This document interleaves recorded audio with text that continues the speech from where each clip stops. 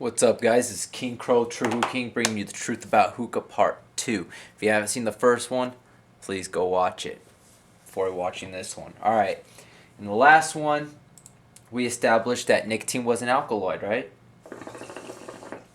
So what is an alkaloid? Alkaloids are naturally occurring chemical compounds containing basic nitrogen atoms.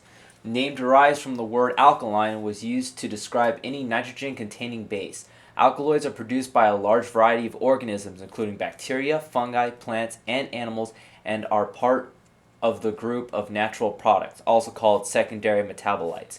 Many alkaloids can be purified from crude extracts by acid-base extraction. Many alkaloids are toxic to other organisms. They often have pharmacological effects and are used as medications, as recreational drugs, or in entheogenetic rituals. Examples are the local anesthetic and stimulant cocaine, the stimulant caffeine, nicotine, and the analgesic morphine or the antimalarial drug quin. Some alkaloids have a bitter taste. So there you go. That's what an alkaloid is. So it's in caffeine and anesthetics. So there you go. That's an alkaloid. Okay? Now, to get something straight about percentage of nicotine in shisha, let me read you this. This is some lies about hookah that you will find very interesting. I will point out the contradictions. Okay?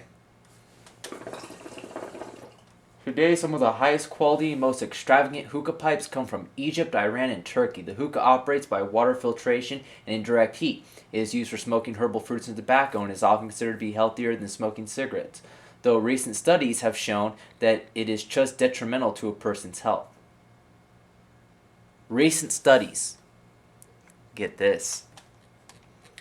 There, if you search, there is a contradiction.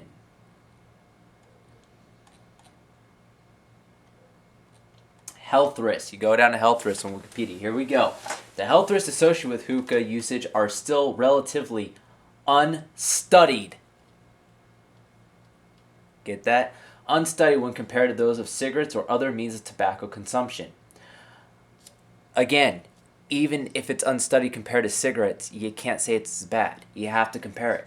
A common belief among younger users is that the smoke is significantly less dangerous than that from cigarettes. The water moisture induced by the hookah makes the smoke less irritating, may give a false sense of security, and reduce concerns about the true health effects. Doctors and institutions, including the Mayo Clinic, have stated the use of hookah can be as detrimental to a person's health as smoking cigarettes, and a controversial study by the World Health Organization also confirmed these findings. There is no research, no studies. It's bullshit. It's a contradiction right there. Each hookah session typically lasts more than 40 minutes and consists of 50 to 200 inhalations that each range from 0.15 to 0.50 liters of smoke.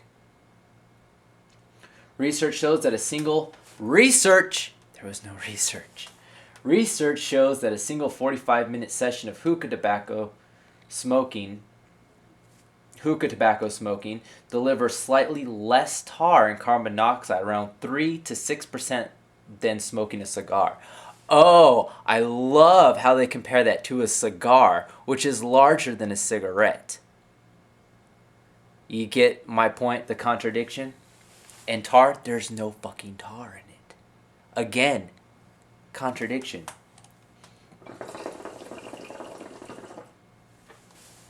The water does collect material from the smoke as it takes on a smell, and residue may be visible after extended use without changing. However, whether this function has any health benefits is unclear. Now, okay, the first antiologic study on hookah smoking and cancer was published in May 2008. The authors find various levels of carcinogenity in hookah usage, remarkably lower than in cigarette use. In 2005, the World Health Organization, also known as WHO, published a report regarding the use of water pipes that noted the dangers of hookah usage. 1 year later, this document was criticized in the Journal of Negative Results in Biomedicine for what researchers claimed to be errors and misinterpretations in the original report. The WHO report findings were contested regarding its results in pertaining to the following aspects of hookah usage: biomedical, chemistry of smoke, health effects; sociological, women and children use; anthropological, Middle East, Asia, Africa, and use in real environment; types of smoking mixtures and pipes, and the consequence of modeling a complex social and human situation; historical, about the origins of the device, since the first two sentences of the WHO report are inaccurate in this respect. The report has also been criticized for publication bias. It should be noted that the WHO report was not a study per se, but only a summary of studies selected by its authors for the purpose of issuing recommendations aiming at supporting national bans on. Okay, but it's unstudied. It's unstudied. That's my point. Do you see the contradiction? Now, there are some cigarettes here. Let's see. They range from, however, the smokable material is flue-cured tobacco cut filler. The nicotine content of the tobacco cut filler is about 0.59%, and it's been growing to about 4.65%. And if you want to do some research on it, you can find that tobacco companies and cigarette companies have been raising nicotine level over the years. It's risen to about 11% over the years. So take what you will of that. See, so let's do this, okay? 4.65%. 0.05%. I mean, come on. It's common sense. Hookah, a lot of people are against smoking to the fucking core.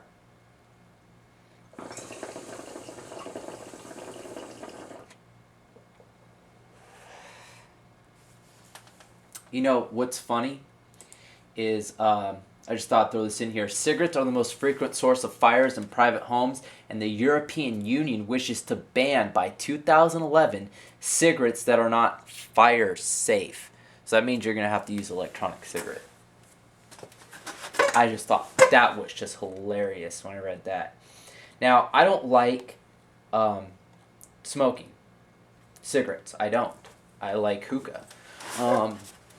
That's my main thing. Now, I could probably try to do some more research to find out exactly the percentage in a cigarette, but they say all I can really find on that is, it depends on how much the person smokes. I don't give a fuck about that. I want to know what is in that cigarette. How much is in that?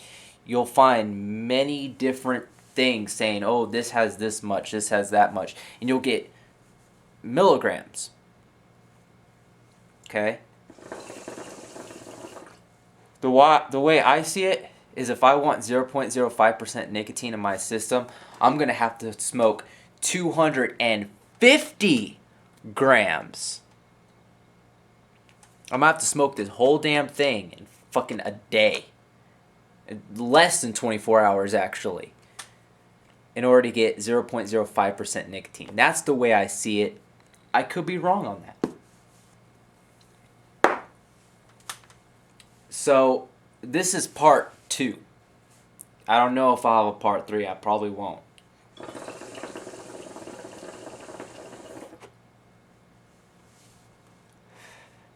But what do you guys think? Okay, more smoke inhalation. I get that.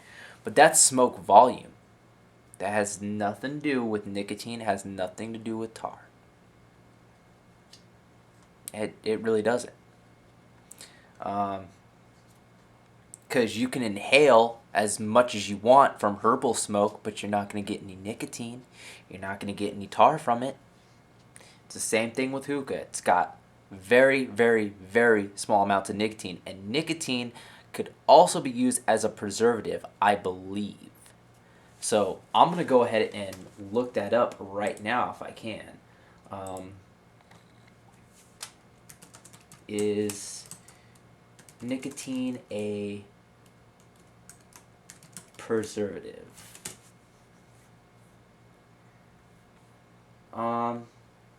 Nicotine preservative.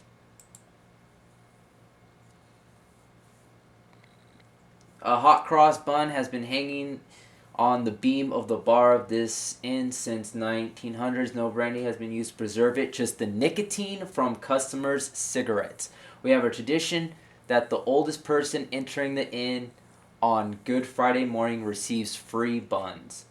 So, yeah, nicotine is also a preservative, which is probably why it's in here. Again, this has been King Crow, the true Hookah King, letting you guys know the truth. Till next time.